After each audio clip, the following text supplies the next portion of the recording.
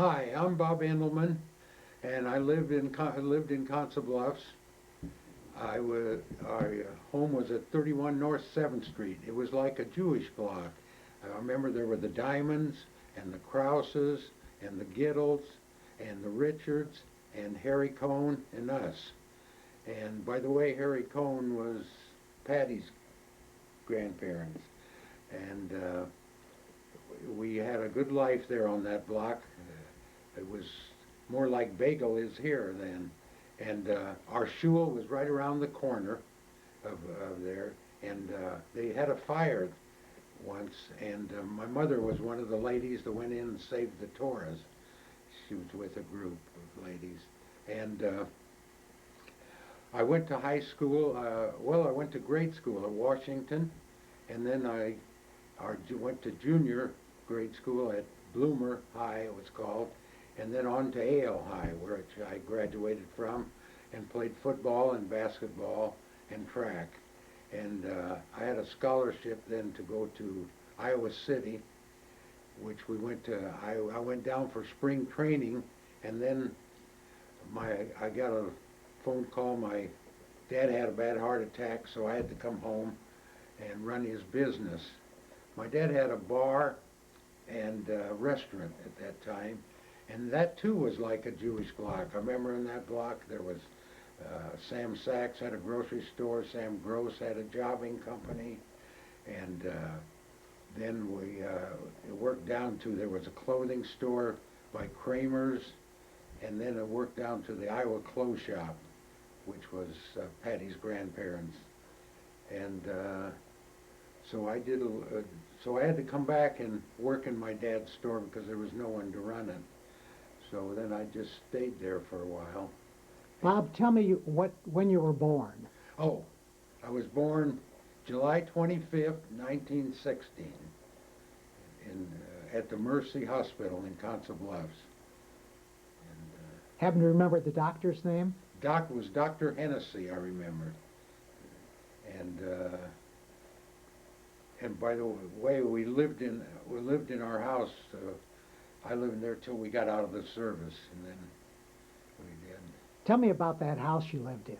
Well, it was a one-story home, and I really used to think it was neat because we were close to town, and every house in that block was a one-story house. And I'd say the nicest home was Harry Cohn's, but we all had a nice life there in that block. And I spent a lot of time over Harry Cohn's because they had a son, Irving Cohn, and Betty, their daughter, and of course Irving got killed during the war. He was a bomber pilot. And I was in the service too. I was in the Air Corps 42nd Bomb Group, 13th Air Force, and I was a gunner on a B-25. And when I got out of the service, I went to a party. Someone was having a party, and that's where I met Lois. And we went together for about a year, and we got married. And by the way, her folks was Edith and Harry Siegel, and they were both from England. They were both there, which was very unusual. They came here because my folks came from Russia, and my mother from Latvia. How did your parents meet? They were brought here by relatives in New York. They met and got married. But then to get to Omaha, Epstein's, the ones that had the theaters, Jack and Sidney Epstein, they were a distant cousin of ours, and they brought them to Omaha. And in Omaha, they had a big restaurant over in the Bluffs at that time, and everybody worked for them. My dad and all of them. Then the Epsteins moved to Omaha and opened a theater and bars, and my dad went to work for the railroad, and he oiled the wheels, he said, of the trains. And he said it was very interesting how he got in business. He said at noontime there was one of these little shacks there where they'd sell them sandwiches and pop and everything, and they'd hang around there during their lunch hour. And he said one day he got friendly with this guy, and this guy says, I'm going to quit business. Why don't you take it over? And my dad says, I don't have any money to buy you out. He says, oh, you take it over and you'll pay me whatever you can when you can. So my dad did that for a few years. Then he decided he better get into a store. And that's when he moved to 10th and Broadway where all the businesses were. And let's see what else. Tell me about your grade school days. Do you remember that? Remember any of your classmates? Yeah, I do. I remember one boy in particular. His name was Don Olson. I went all through grade school with him and high school with him. And he was one of the fellas I went down to Iowa City with. He had a scholarship too. And he stayed on. I had to come home and thing. Did you have any brothers and sisters? Yes, I have two sisters. One is Sylvia Swartz, who's alive in here in Omaha. She was married to Al Swartz. They were jewelers. And my oldest sister was married to a fellow in San Francisco named Charles Burton, and she's passed away. And then they have grandkids. Tell me a little bit about your parents. Oh, my parents, yes. Well, my dad was a hard-working guy. All he knew was working. And my mother, all she knew was to be in that house and scrub and clean it. I remember we had a living room you never set foot in. It was just to show.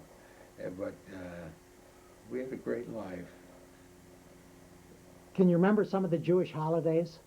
Yeah, I remember we used to go a lot on holidays to Epstein's, which are relatives, and they had a big family, and we had a lot of fun with all the kids and everything. Do you remember a lot about your high school days? Yes, I do. I remember I used to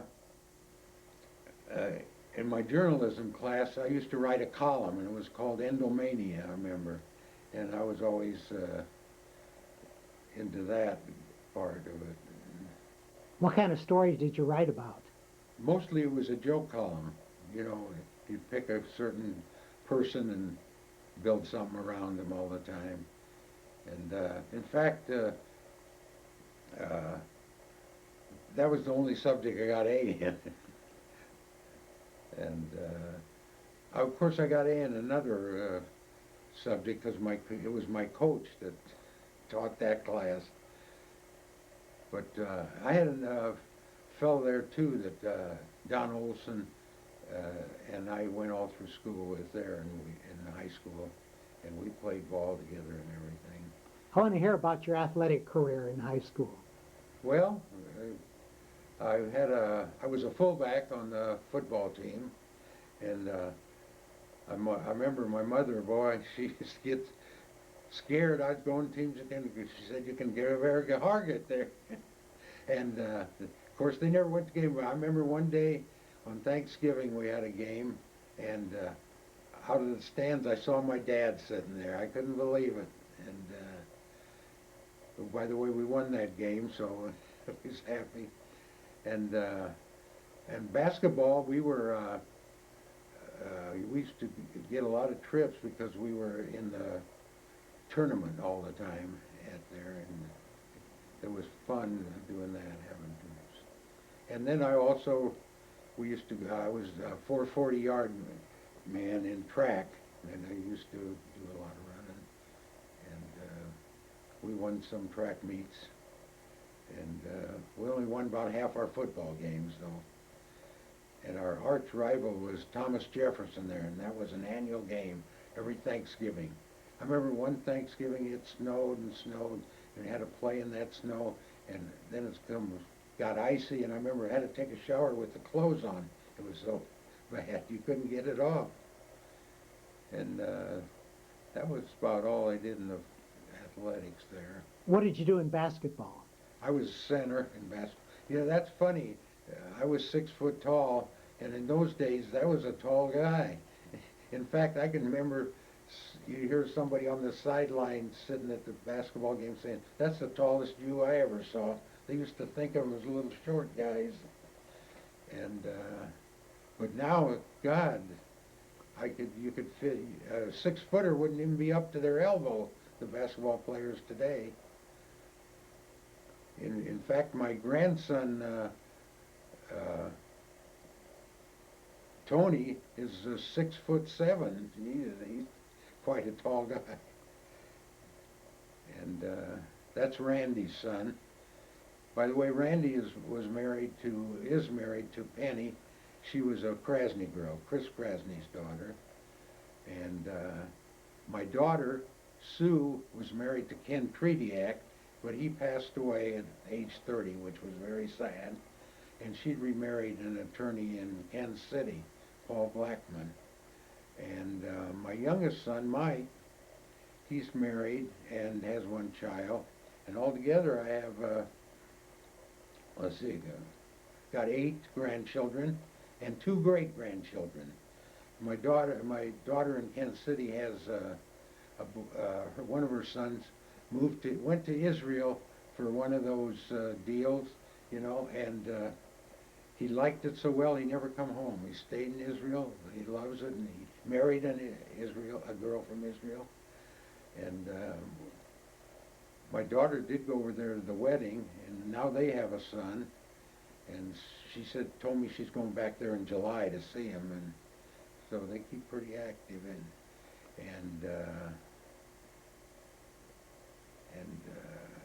Andrew Trediak, they kept their names, Trediaks, and so Andrew Trediak is married to a girl in Kansas City, and they have one child now. So I have a great-grandchild there, too. Bob, do you remember some of the holidays that you spent at the synagogue in Council Bluffs? Yes, I remember they used to, it was quite a group. They have a lot of fairs in those days, and you'd come and I remember they'd always have food set up in the basement there and everything, and we'd all get together in there and have a nice time. She'll always be a great memory. In fact, I was bar mitzvah from there, I remember. And did they have a rabbi there at that yes. time? Mm-hmm. I can't remember his name, but they had a lot of rabbis. They had a lot of changes. Did the synagogue fill up pretty well on the holidays? Oh, yes. Yeah, I can remember, it was Orthodox. They sat upstairs, your mother and the ladies, and I used to go up there to see her, I remember, on Yom Kippur holiday. And, that was a busy place in those days. How was downtown Council Bluffs at that time? Yeah, that was really great. There was stores on both sides of the street. They ruined it when they built this mall, and they took out all the stores. But in my day, there was, of course, there was on Broadway. I always remember because we used to take walks and go to one end to the other, and you'd start out on 7th and Broadway was Nate Richards. He had the grocery store, and then we'd walk up. The Iowa Clothes Shop was 2 blocks away, and then there was the People Store who had the department store, and Meyerson's had the grocery store, and we'd take that walk. A couple of us got it every night, all day. And Council Bluffs was booming in those days, on Broadway. And I remember there was a big furniture store too, Continental Keller, which is gone. And of course, Savalsky's had a furniture store way up in the East End. And it seemed like everybody got together in those days, Everybody knew each other, and everybody was pretty friendly. Of course, that was the day before television. Yeah, right. Yeah, I can remember when we sat around, or a lot of people come over and we sat around because we had a radio. It's hard to believe, but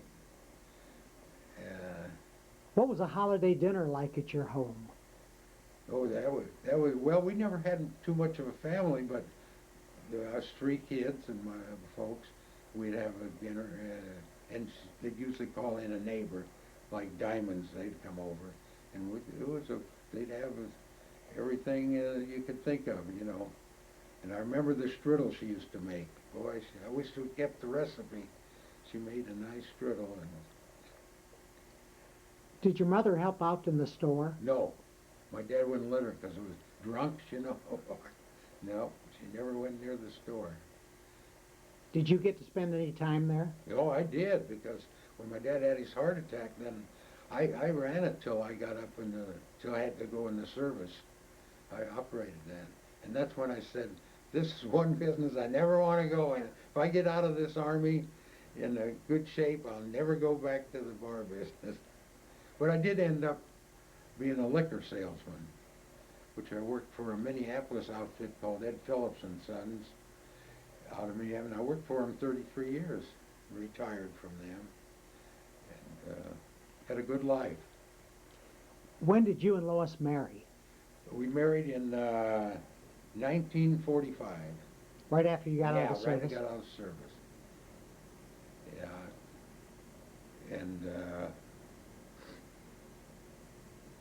and Lois worked too. By the way, when I first met her, she just was going to Washington U in St. Louis, and she come home and she got a job with the U.S. Engineers. I remember she worked for them, and then after that, she would start working for lawyers, and she's worked for the law firm a long time now, 33. She did work for a while for Richmond Gordman in their office, because I remember Dan Gordman used to live across the street, and one day I remember we were all outside talking, and he was just moving out of their Blondo store, and he says, Lois, can you type? And she says, oh yes, I'm good. He says, come on and help us. And she went out and helped him, and she stayed there about 5, 6 years with the Gordmans. They were very good to her. I'd like to hear you tell me a little bit about your wedding. Our wedding, oh, now Lois got a pretty good sized family. I had no one outside of my 2 sisters here, and the Epsteins, of course. And well, Lois had, let's see, she had her Aunt Sarah, who was married to Max Summers, and she had her Aunt Millie Cattleman. She was married to Morris Cattleman, and then all those Cattlemans. So when we had the wedding, they had them all. I remember it was at the Blackstone Hotel in the New Orleans room. We had our wedding. Who was your best man? My best man was my friend I had that used to live here, Joel Chernus. They had made noodles, manufactured noodles soup, and he moved to San Francisco and married an Omaha girl, Babe Perlman. And of course she died, and now he's still out there, though I keep in touch with him. When did you leave Council Bluffs? I left Council Bluffs after I got out of the service, and my mother sold her home. I stayed with her for a while, and she sold her home, and she moved in with my sister Sylvia Swartz, who lived on 50th in Underwood, and that was about it. Tell me more about your service time. Oh, sir, I started out in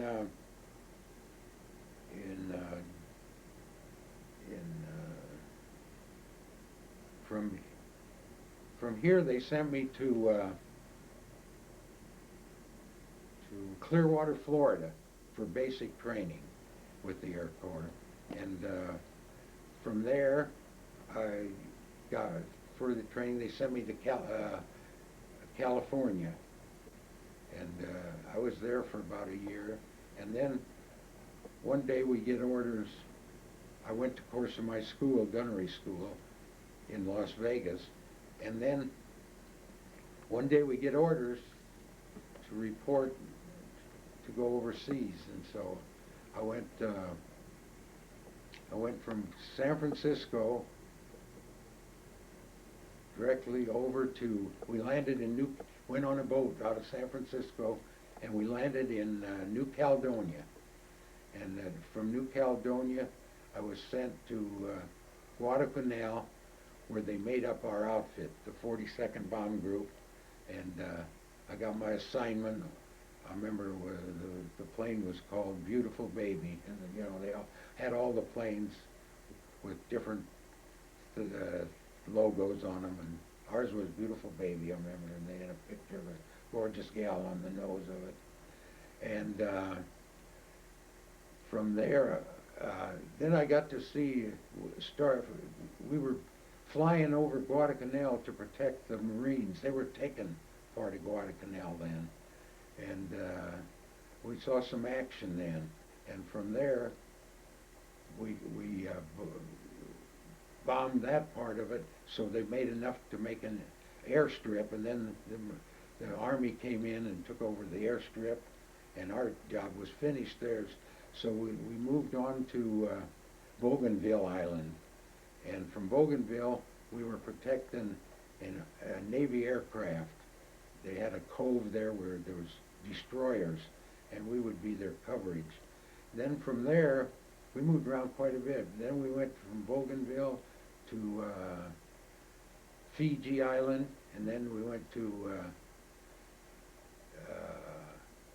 New Guinea, Finchhaven. And then I'll never forget the day in Finchhaven. I was scheduled to go back home, and so we were all. There was a few of us going to get leave to go back home, and then all of a sudden we're waiting. Our orders were first available transportation. Well, while we're waiting, all of a sudden an order came out, all leaves are canceled, everything's canceled. And what was happening, they were getting ready to drop the bomb, and everybody was scheduled to go to Japan. And I'll never forget that morning. You could see ship after ship, destroyer, every kind, aircraft carriers. They were right all together, passing by, headed for that area. And then the next day we heard of the drop, and then of course they said we had to wait a while to go home. Though it took about 6 more months before we got to go home. But I will never forget that. What kind of work did you do, Bob, as soon as you got home? Home, I went to work as a salesman. My first job was with McKesson Robbins. It was a big outfit, and they had a liquor division too, and I was in it. And they weren't very large in that business. They were large in the drug business. And I had a chance to go with Ed Phillips, and I went right over there, which I spent all my years there with him. When did you retire? In 1960. No, what am I talking about?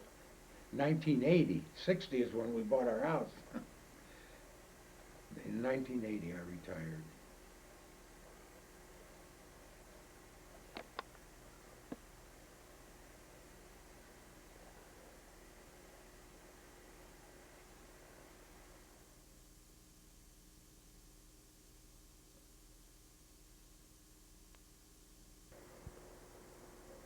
Bob, do you remember some of the kids that you went to the synagogue with? Yes, I remember there was the Udelson boys, and there were 3, 4 brothers there, and Marvin Fitch. There was a Fitch family, and I went to and Paul Hoffman, and who else? And Dave Perlmeter. That was a big family, that Perlmeter family. And I remember we used to all go together to the synagogue, and in those days I don't remember them having any dances or anything. We just went to the... What did the kids do to hang out at the synagogue during the holidays? You know, mostly they hung outside. They didn't do much. Go for walks and come back. Do you remember where some of these people went? Yeah, Fitches, they moved out of town, I remember, and Perlmeters, Dave Perlmeter, he moved to Denver, and he had, his sister was Linsman, and he passed away, and so did she, Marion. And there was Marion Cutler. He was married to. Oh, and then there too, I forgot to tell you about the Cutler boys, the dentists. Their dad had a little men's clothing store, and there was Ben Cutler. I remember they lived right on Broadway above their store, and they had then there next to their store was a big signboard, and I remember we used to play ball behind it with Ben and Sal Cutler. And they were the only professionals I remember. But I'm trying to think who else.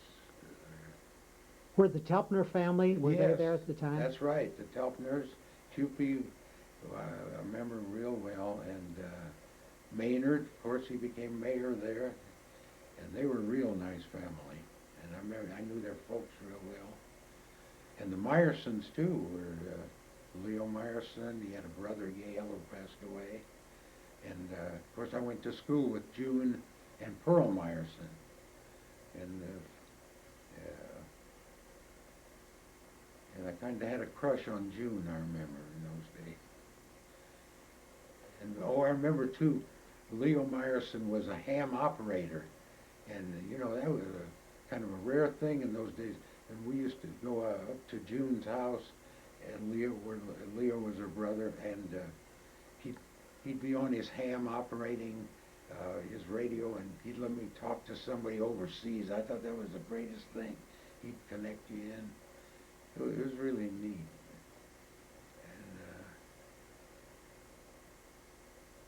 And in fact, I see Leo much more because my granddaughter's married into that family, to Gary Meyerson's kid, Troy. And that's about it.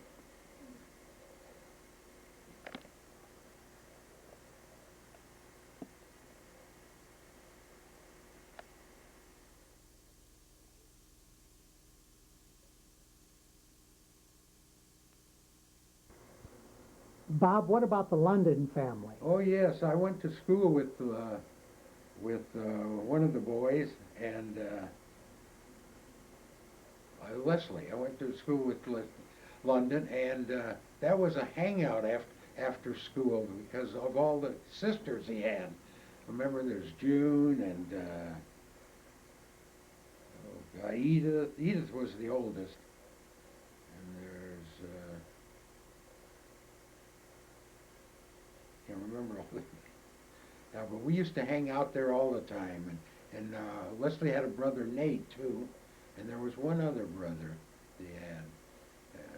Nate passed away. Leslie passed away too. And, they were a great big family, and he had a grocery store too on Broadway, the Londons, and I remember. Oh, and then there too, while I'm talking there was the Browns. Dad had a pawn shop, and I went to school with, they had a daughter a son Melvin, and Melvin and I used to play in that pawn shop. I remember when his folks would be gone, we'd dig in, and they used to have stuff piled all over, and we'd dig into all that things, and we used to, and then he had a sister, Esther Brown, and they lived above the pawn shop, I remember. It was quite a unique deal. They were great too. How about the Krasny family? Krasny's, oh yeah. Well, they had the department store, and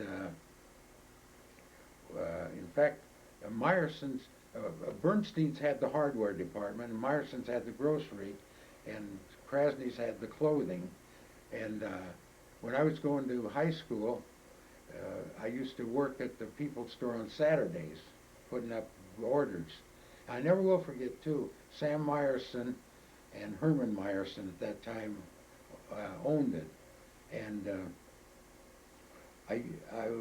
we used to have football games on Saturday, and it became a problem for me, I didn't want to lose my job either, because, boy, jobs were tough in those days. And I remember I went up to Sam Meyerson and I said, I got a football game today at 2. I wonder if I could leave for about an hour. And he says, well, you better win. That's all I better. And I thought that was neat. But you know, when I think about it, like I tell my kids, I don't think you'll find kids that'll do that today. I used to go take. We used to work from 7 till about 8 o'clock at night, and I'd take off for the football game. I'd work up till the football game, and then after the football game, I'd come back and finish working. I don't think you find kids do that today, but I didn't mind, and it was great. How much money were you earning at that time You know what we got for that? $1.50 for the day? for the day. And also worked with me was Herb Rosenthal and Norman Abramson. We all put up orders there. And I forgot about the Rosenthal family. That was a nice family. Herbie, he was a full colonel in the Air Corps. He was a bomber pilot. And Norman Abramson was, which was his cousin, was a bombardier on the thing. And since he's passed away too, that's Louise Abramson's husband. And we used to play together. Norman and I, we played a lot of basketball together. And Louise, I can remember when he was courting her, she'd come and watch us. Do you remember the Gershon family? Yes, I do. Yeah, I remember her dad was a beer distributor, and I used to buy beer from him when I ran my dad's store, and I got to know him real well. He was a nice family, and they were really. And how about Grossman? Yeah, Betty married to Muskin. They had a little department store there too in those days, and she had a sister. And we used to have we had an AZA branch. Our AZA branch was 7, and I don't think there was over 10 or 12 of us. But we used to meet and we'd have a dance at the old Chieftain Hotel, I remember. And Do you remember AZA conventions? yeah, well, I remember. Well, we used to have a basketball team, and we'd go up to Sioux City to play. I remember, and we'd play over at the old J on 20th and Dodge, and yeah, that's how I got to know a lot of the guys in Omaha. Them. And there was 3. In fact, 2 of us used to run around. There was Ronnie Rubin. He became a doctor and moved to. And by the way, he married a Passer girl. And Joel Chernus married a Perlman girl. And we used to run around together. And there was also another fellow that had a grocery store, Bill Joseph, on 16th and Leavenworth. He had a grocery store. It brought back good memories. And we used to go to Okoboji for the weekend and stuff like that. We had a great time. You mentioned the Passer family. Oh, that's a big family, yeah. Every one of the brothers had a grocery store. I used to ask my dad, where'd you go wrong? Every Jew's got a grocery store. But, yeah, there was, I remember Thelma Passer, which was a relation of, would be of Patty's. Yeah, she was a beautiful girl. Oh, she was beautiful. And she had 2 brothers, Bobby and Alvin. And then there was the Stanley Passer. He had a grocery store too, and every one of them, and Ben. I can't forget the other names of them, but they were all a nice family. Every part of the town they were. How about the Cattlemans? And the Cattlemans, oh yeah, they were. We used to think of them as the really rich people. They had the foundry, and they were really. Abe Cattleman, he ran the foundry, and Joe Cattleman ran the junkyard, I remember, and Joe's brother was married to Lois's aunt, Millie Cattleman. So we used to by her being related to all the cattlemen's, we used to get invited to a lot of cattlemen deal. There was always something going on but they were a nice family, big family. And he was mayor for a couple terms. Do you recall the Seldons? The Seldons, yeah. I remember way back when his dad, uh, their dad, he started an insurance company with somebody, and I remember my dad bought one of his policies, I remember, that never ended up any good. But anyway, I remember Selden, he had an insurance agency, and I remember the two girls and the two boys. They all, he was a hard-working man, I remember, so it was tough times. And then after I got out of the service, I remember he started going into building homes and stuff, and that's how I think how his two sons got started, which they did very well.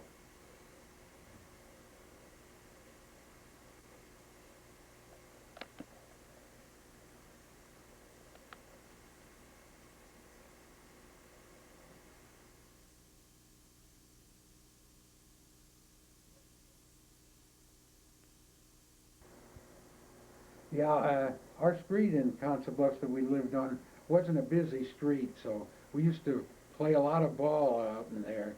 And I remember Harry Cohn, he would throw us some pitches and we'd bat him, and we'd always knock him over in his yard, and he'd say, try somebody else's yard for a change. And he was really a nice guy, this Harry. And very popular, too. We always used to say if he wanted to run for mayor, he'd get it. Everybody just seemed to love him. He was an old World War I vet, and also we used to, and these Diamond boys too this was a big family. There was Jaime Diamond and Meyer Diamond,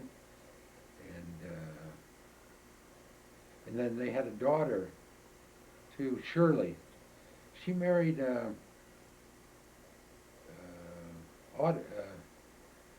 accountant, I can't think of his name, and he died, and I don't know whatever happened to Shirley. And but getting back to our neighborhood, I remember Krause's and Harry Cohn and us. We used to eat out a lot. They'd have picnics in the backyard, and Harry Cohn had the biggest yard, so we used to always have it there. And I remember his wife, Ann, she was a beautiful woman. And I remember all the sisters used to come over. It was Rips and Norman. That's how I know Norman Rips. And let's see who was, and from the bowling alley, they had the Rose Bowl. Bowling alley was a sister. And and they had a brother too, Abe Siegel, I remember, and he turned out to be kind of an actor, I guess, as I remember. And we used to know all. We used to go over there and have a good time with the Cohen's family, and felt very close to them because we always used to be over their house, and Irving and I used to play together, and Betty, and we had a good time. And I was very sad when I heard in the service that he passed away. But do you remember some of the details of those picnics? Well, I remember Ann Harry Cohn's wife Ann would always make a big deal out of it. She'd have a big spread there and everything, and then we'd all bring something, and Harry Cohn would usually tell us some war stories. I remember that he used to get a kick out of. In those days, I listened to war stories. I never dreamed I'd be going to war, because those were when I was a little kid when we did all this. And but I remember in his store too, Harry Cohn. It was a pleasure to watch him at work because he could kid around, and I'd hear him give his pitches. I used to love that. He was quite a guy. Going back in those early years, Bob, do you remember how the economy was? It was tough times. It was really tough. You know, 'cause heck, I used to get $1.50 to work on a Saturday. It was thing. I remember at my dad's place, even one of the waitress would get it was $5. That was already a big deal. And times were tough. And then after, I remember I worked in they passed the NRA, I think, National Recovery Act, and then everybody had to pay, I think you had to pay at least $15 a week. So I was working at this, on Sundays I used to work at this Owl Grocery. It was a Sunday store.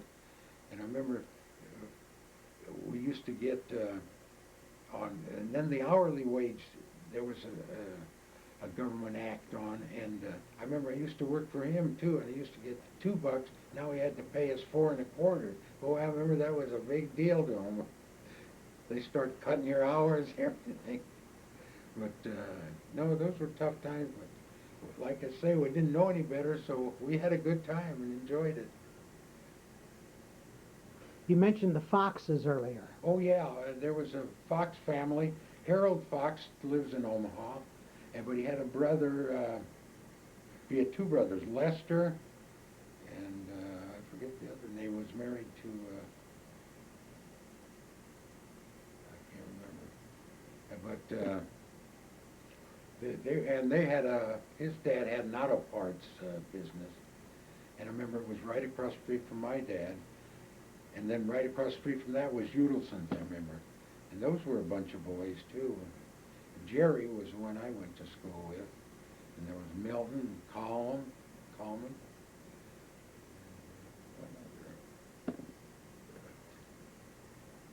That was about all the Jewish families, I think. I don't know, did I mention, but Paul Hoffman and I were from his dad had a furniture store on Broadway. And Paul Hoffman and I used to take a walk every night up and down that street, and he was a nice fellow.